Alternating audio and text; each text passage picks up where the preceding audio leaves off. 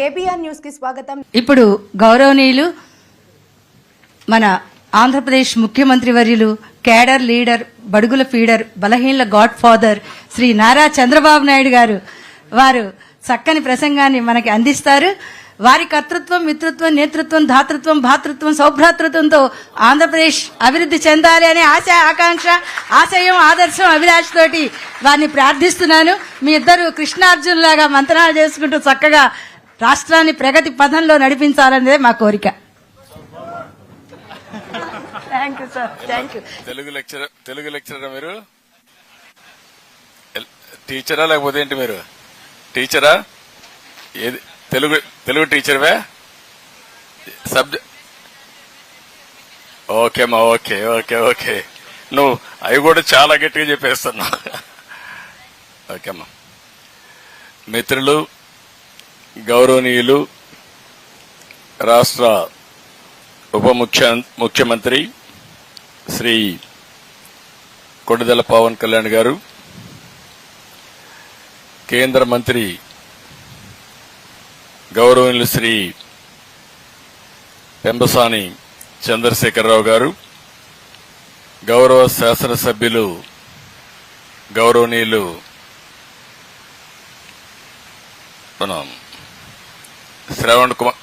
శ్రవణ్ కుమార్ గారు, గౌరవ శాసన మండలి సభ్యులు యేసురత్నం గారు, స్పెషల్ చీఫ్ సెక్రటరీ గౌరవనీయులు అనంతరం గారు, principal chief conservator of forest గౌరవనీయులు చిరంజీవి చౌదరి గారు, జిల్లా కలెక్టర్ గారు, ఇక్కడికి విచ్చేసినటువంటి సోదరి సోదరిమణులందరికీ, పర్యావరణ ప్రియులందరికీ కూడా మనస్ఫూర్తిగా నమస్కారాలు, అభినందనలు, శుభాభినందనలు.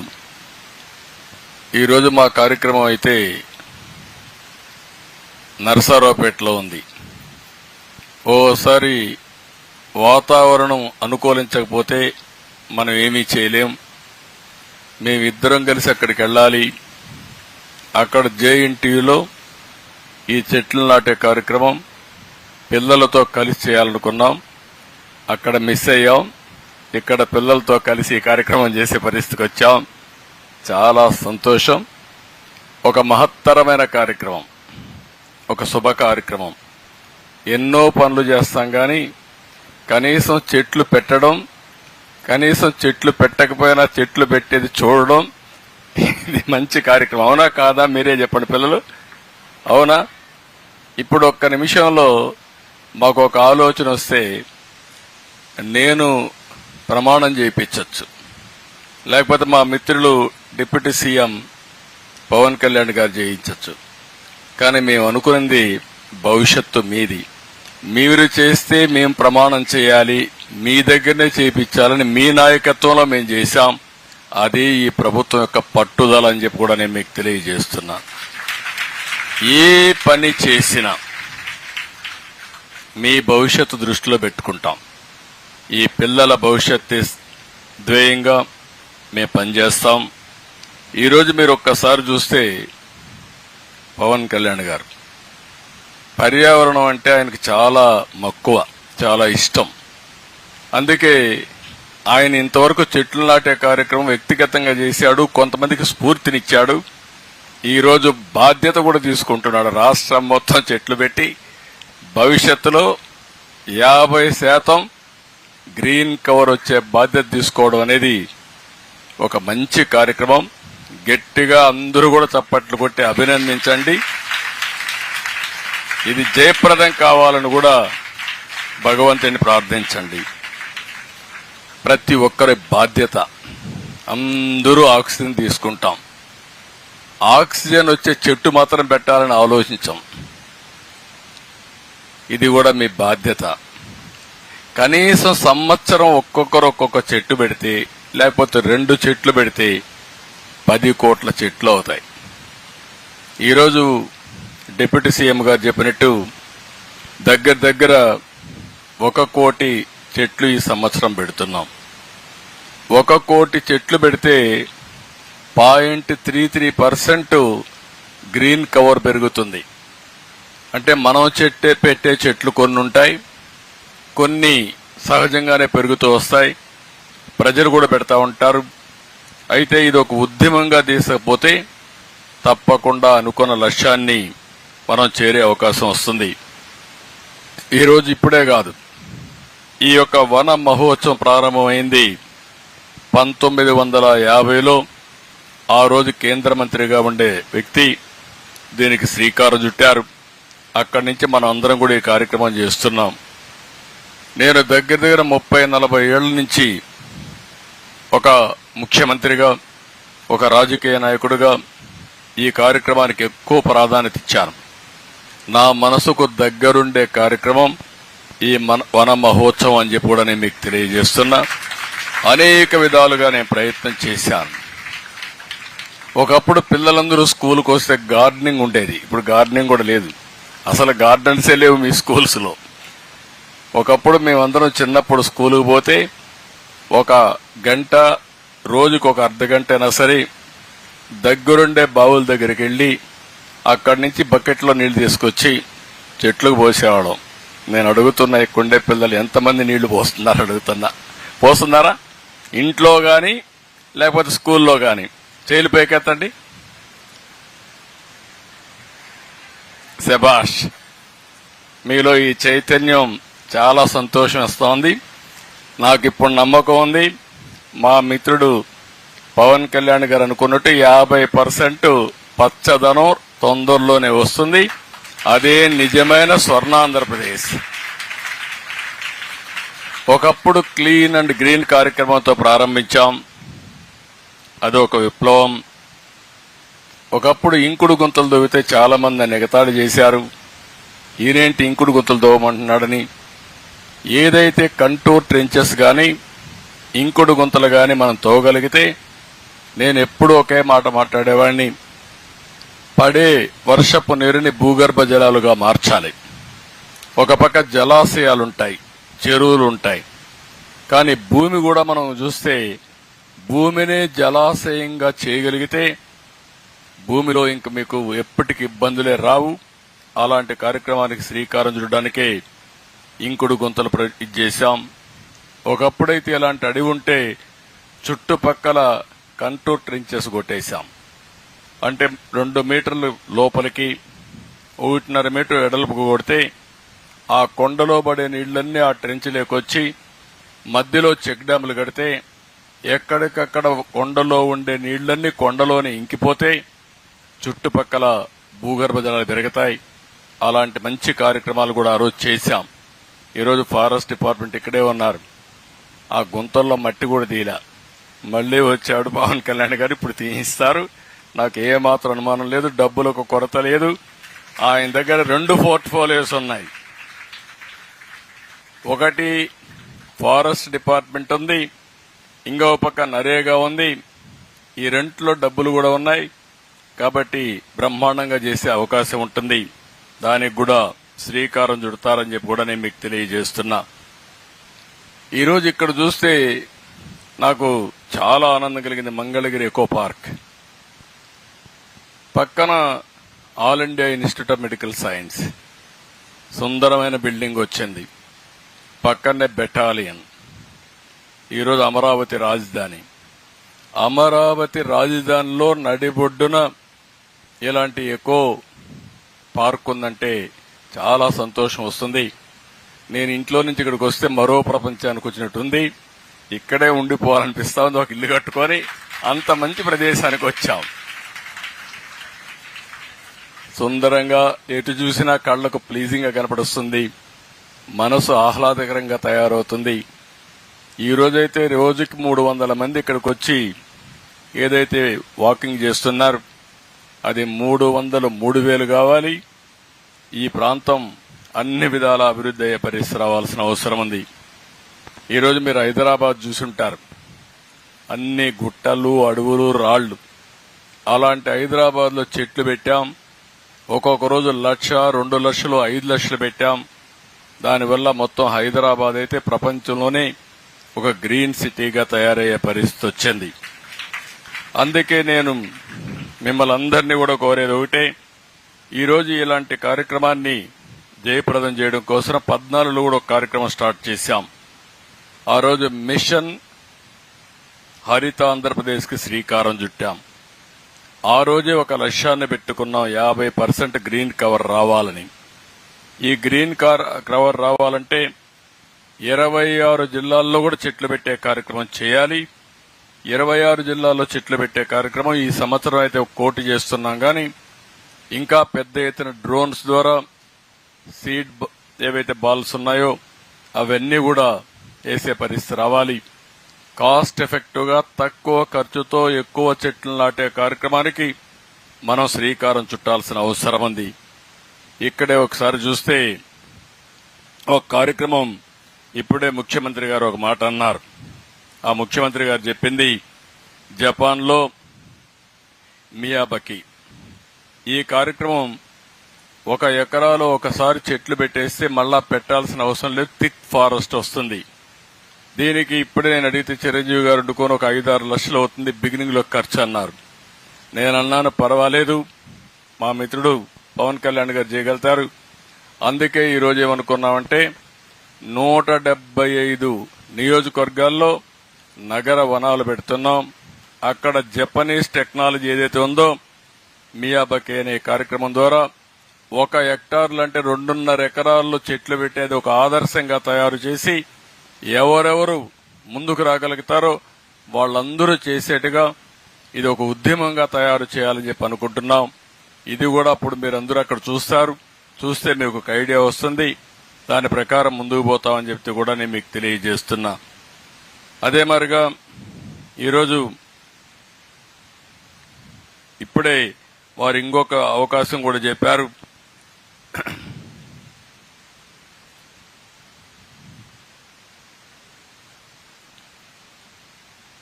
ఇంకొక మాట కూడా చెప్పారు, నరేగా డబ్బుల్ని దీంట్లో ఇంక్లూడ్ చేద్దామని. మియావాకీకి నరేగా డబ్బులు అది ఈజీగా అవుతుంది. మీరు 175 కూడా కన్వర్ట్ చేయొచ్చు అనుకుంటున్నా. అవసరమైతే 1 హెక్టార్ కాకుండా దాంట్లో ఎటు మెటీరియల్ కాంపోనెంట్ ఉంటుంది, లేబర్ కాంపోనెంట్ ఉంటుంది. రెండూ కలిపి ఈ 175 కనీసం 50% అన్న చేయండి, చాలా ఇంపాక్ట్ వస్తుంది. దానివల్ల రాష్ట్రంలో ఒక స్ఫూర్తిదాయకంగా ముందుకు పోయే పరిస్థితికి వస్తుంది. పక్కనే నరేగా మంత్రి కేంద్రంలో ఉండడం, ఆయన చూస్తున్నాడు ఇవన్నీ ఏంటని. మేము ఎప్పుడు కొత్త ఆలోచనలు చేస్తాం. ఆ కొత్త ఆలోచనలు మీరు దేశం అంతా అమలు చేసే బాధ్యత మీకు ఇస్తాం. ఇంత మునుపైతే నరేగా ద్వారా పనులు చేయాలని తెలియని రోజున పనులు చేపించాం. ఎప్పుడు కూడా మనసు ఉండాలి, ఆలోచనలు ఉండాలి, కార్యక్రమాలు ఆటోమేటిక్ గా అవుతాయని చెప్పి కూడా నేను మీకు తెలియజేస్తున్నా. ఈరోజు ఇంకొక పక్కన ఈరోజు పిల్లలందరూ ఎక్కడున్నారు, గ్లోబల్ వార్మింగ్ పెరిగింది. ఎంతో మంది చెప్తున్నారు మనకందరికీ. దీనివల్ల పొల్యూషన్ విపరీతంగా పెరిగిపోతా ఉంది. ఒక పక్క పరిశ్రమల కాలుష్యం, ఒక పక్క వాహనాల కాలుష్యం, ఇంకో పక్క నదులు కాలువలు ఇవన్నీ కూడా కలుషితం అయిపోతున్నాయి. దీనికి తోడుగా అడవుల్ని మనం నరికేస్తున్నాం. ఇవన్నీ చేసిన దానివల్ల అడవుల్లో అయితే ఒక ఫారెస్ట్ కు వ్యతిరేకంగా మైనింగ్ కూడా చేసే పరిస్థితి వచ్చారు. కొంతమంది పార్కుల్ని, చెరువుల్ని, కాలువలు కూడా కబ్జా చేసే పరిస్థితికి వచ్చారు. అదే మరి టౌన్స్ బాగా వస్తున్నాయి, ఎక్కడికక్కడ కాంక్రీట్ వస్తా ఉంది. దీనివల్ల కూడా మీరు ఒకసారి చూస్తే పెను మార్పులు పర్యావరణంలో వచ్చే పరిస్థితి వస్తా ఉంది.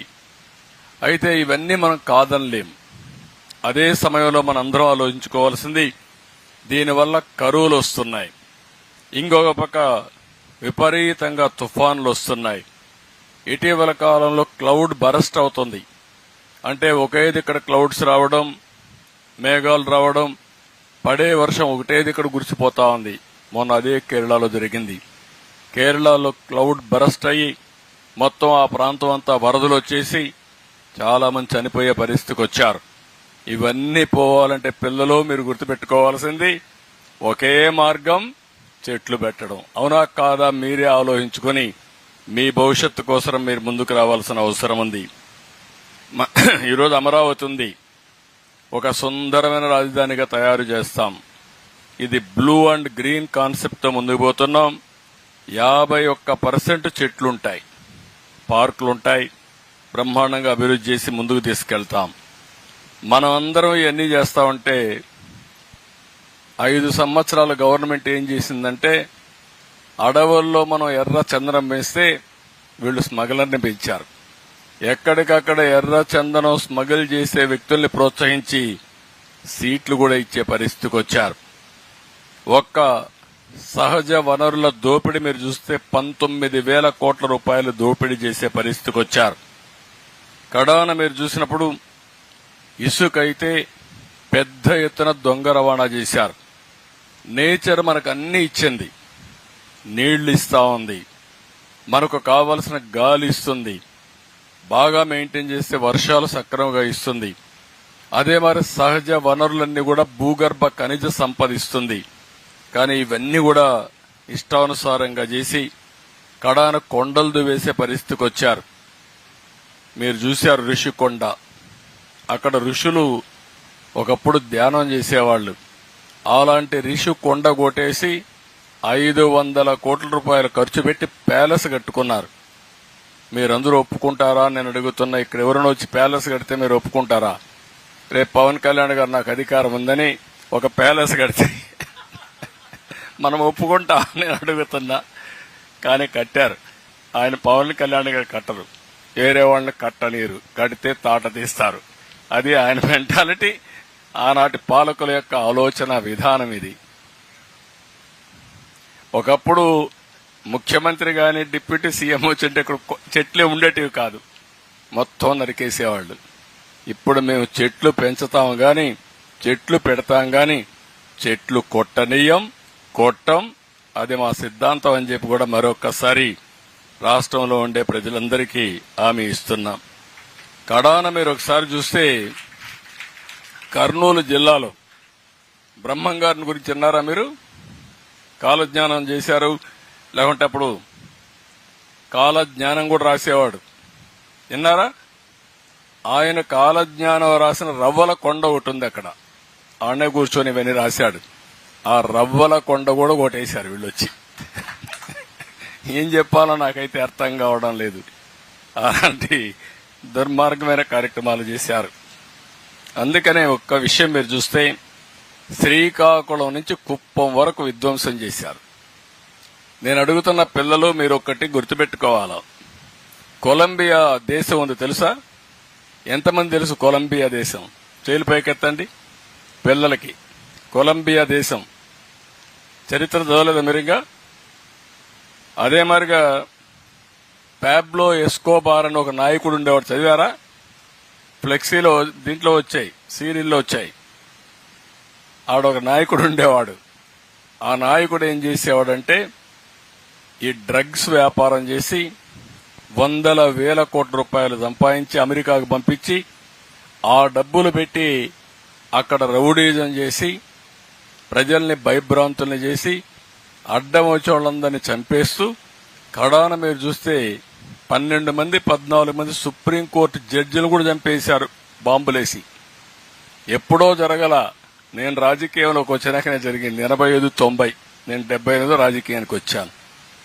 అలాంటి వాళ్ళుండి మొత్తం అక్కడంతా ఇది చేస్తే కడాన ఆయన చనిపేసే పరిస్థితికి వచ్చారు, అది వేరే విషయం. కానీ ఇక్కడ నేను రాజకీయాల్లో ఉన్నప్పుడు నేను చూశాను ఆ ఎస్కోబార్ ఏ విధంగా ఉంటాడో మొన్నటి వరకు పరిపాలించిన పాలకుడు కూడా అదే మరుగా చేశాడు. అవునా కాదా అని మిమ్మల్ని అడుగుతున్నా. ఏమమ్మా అవునా కాదా? మీరందరూ మొన్నటి వరకు భయపడ్డారా లేదా? మాట్లాడేవాళ్ళ స్వేచ్ఛగా, మీ టీచర్లు స్వేచ్ఛగా ఉన్నారా మీ స్కూల్లో? మొన్నటి వరకు లేరు కదా, భయంగా ఉండేవాడు. అవునా కాదా? కారణం ఏంటి? ఎందుకు భయపడ్డారు? ఎందుకు భయపడ్డారు చెప్పండి? రౌడీ పాలనకు భయపడిపోయారు. ఏదైనా ఉంటే నేను పవన్ కళ్యాణ్ గారు చూసుకుంటా ఉన్నాం. అందుకే ఆయన రానియకుండా, ఆయన వచ్చి నన్ను అరెస్ట్ చేస్తే, ఆయన రావడానికి వస్తే ఆయన రానియకుండా ఉంటే రోడ్డు మీద పడుకొని నిరసన తెలియజేసే పరిస్థితికి వచ్చారు. అవునా కాదా ఆలోచించండి. ఇప్పుడు జరుగుతున్నవన్నీ ఫ్రీగా ఉన్నారు. అవునా కాదా? ఫ్రీగా ఉన్నారా లేదా? మీరు స్వేచ్ఛ వచ్చిందా లేదా? అది మనకు గత పాలనకు డిఫరెన్స్. అలాంటి వ్యక్తులు మళ్ళా వస్తే ఏమవుతుందమ్మా మీ భవిష్యత్తు? సర్వనాశనం అయిపోతుంది. స్టేట్ పోతుంది, మీ భవిష్యత్తు ఉండదు, అందరం అంధకారమయ్యే పరిస్థితి వస్తుంది.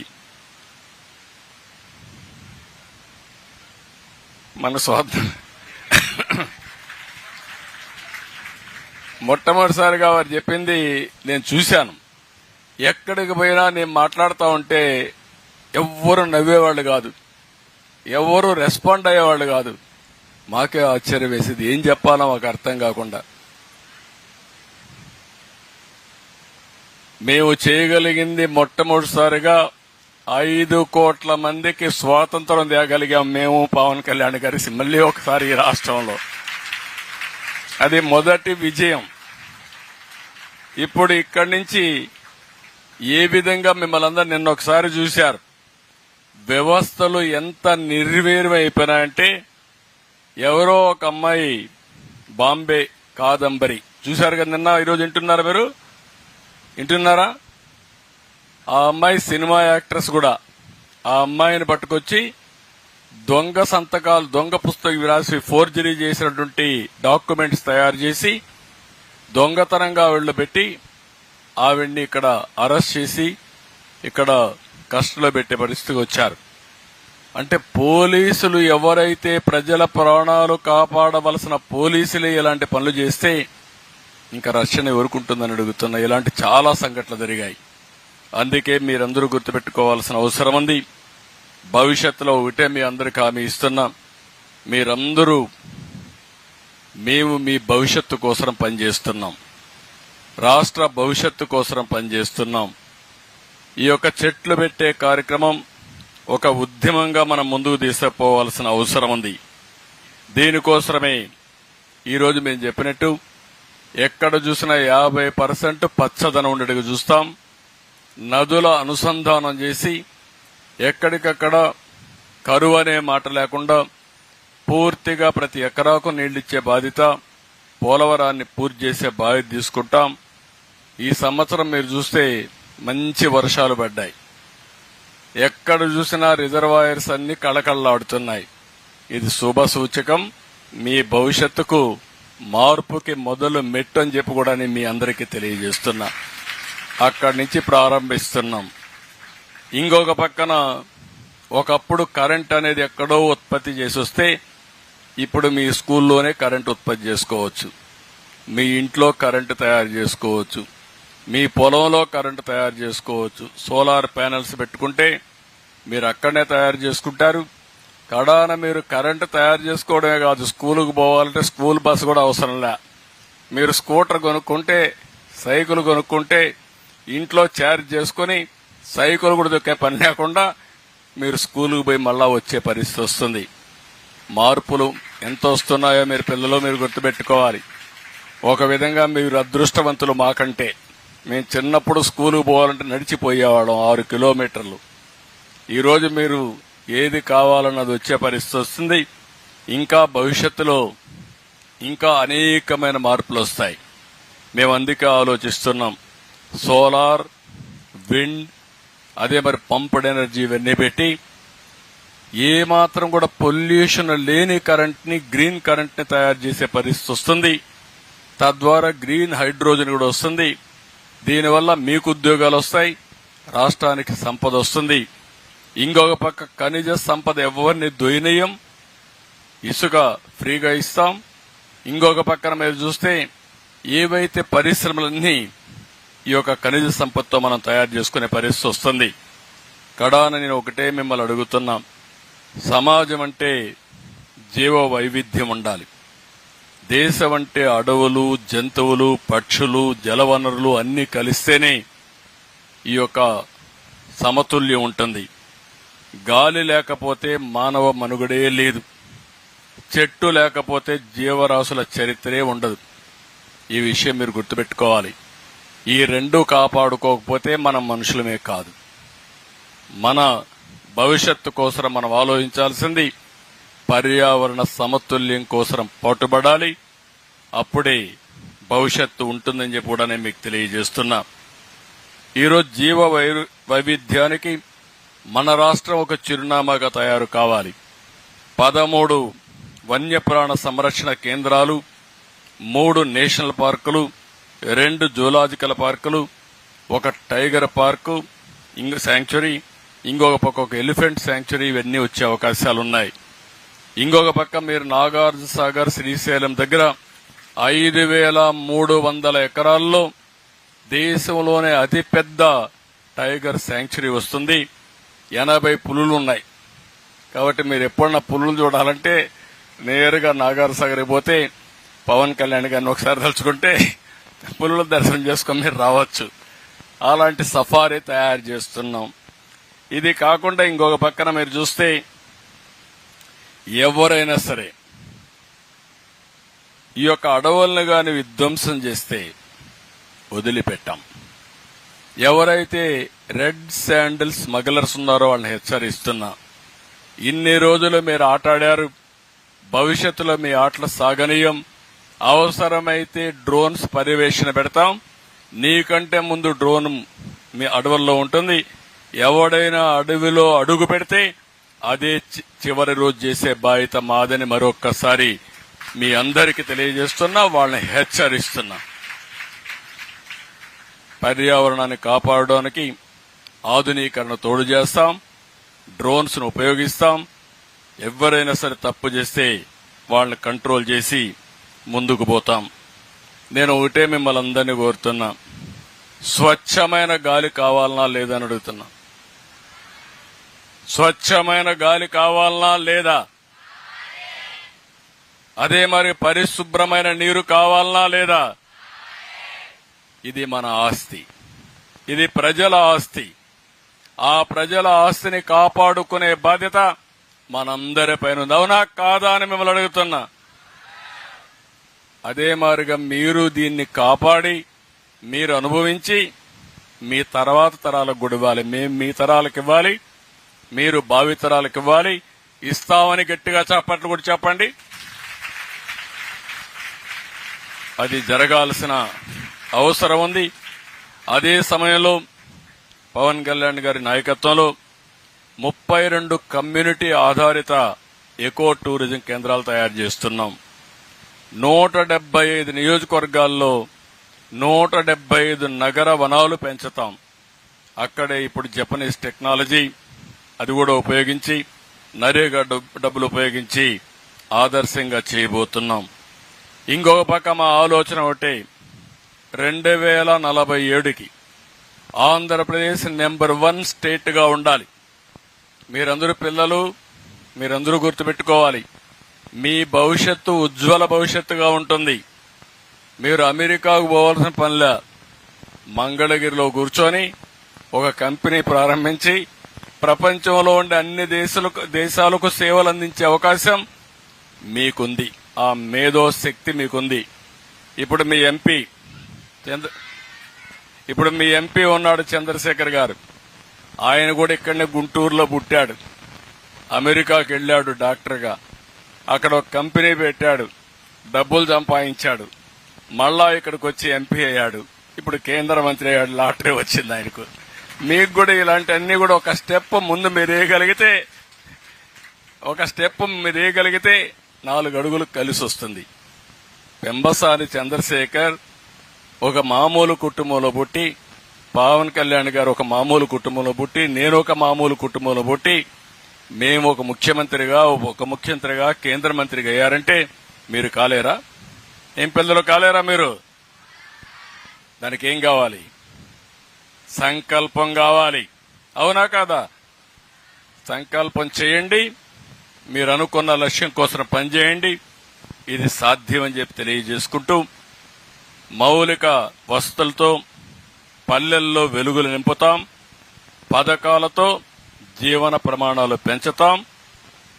పిల్లలకందరికీ, యువతకు ఒకటే హామీ ఇస్తున్నాం, పెట్టుబడులు తెస్తాం, యువత భవిష్యత్తుకు భరోసా ఇస్తాం.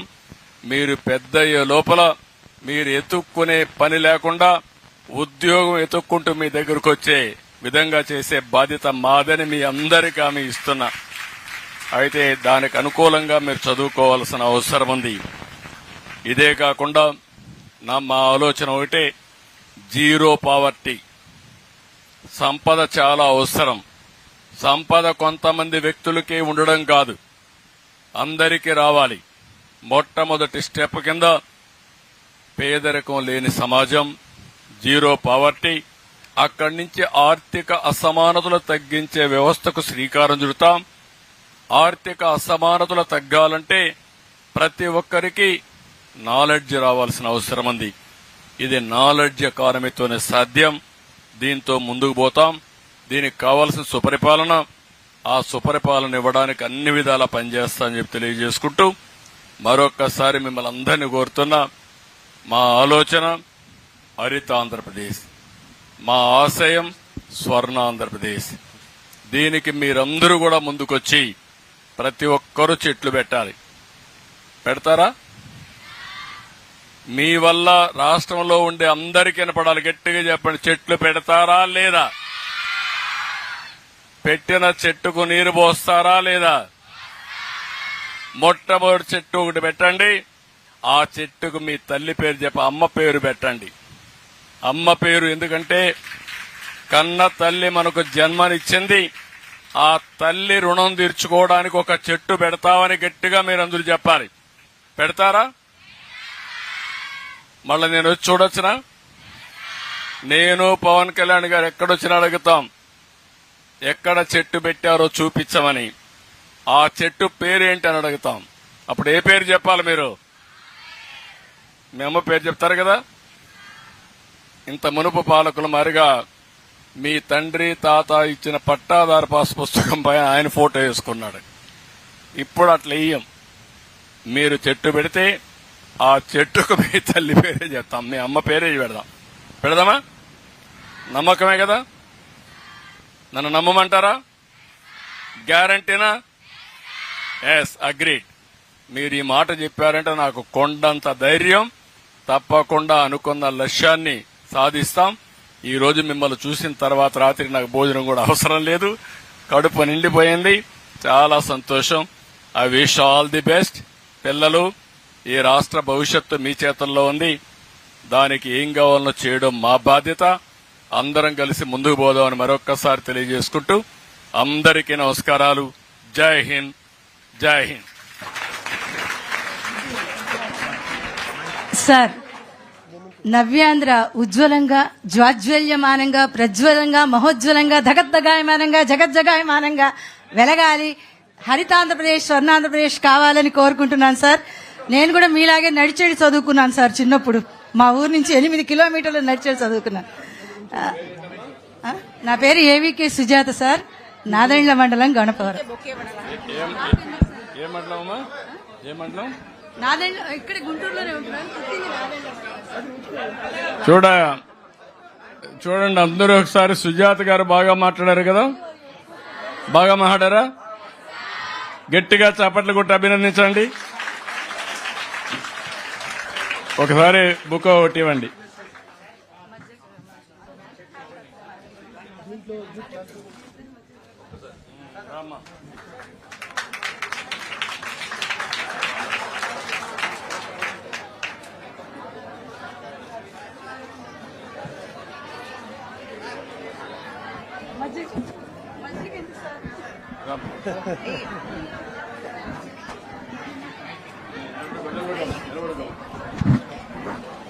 అమ్మ ఇచ్చేసేయండి. ఇచ్చే వద్దు.